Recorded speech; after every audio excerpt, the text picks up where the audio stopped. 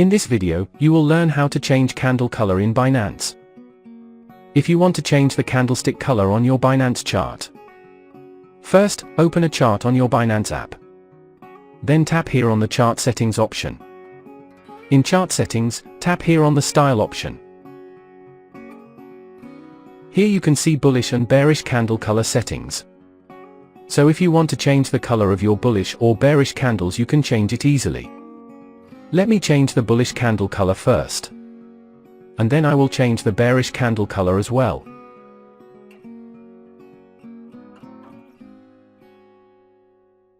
Done.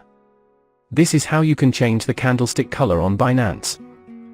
That's it for now. If you found this video helpful, please like the video and subscribe to my channel for more. Thanks for watching.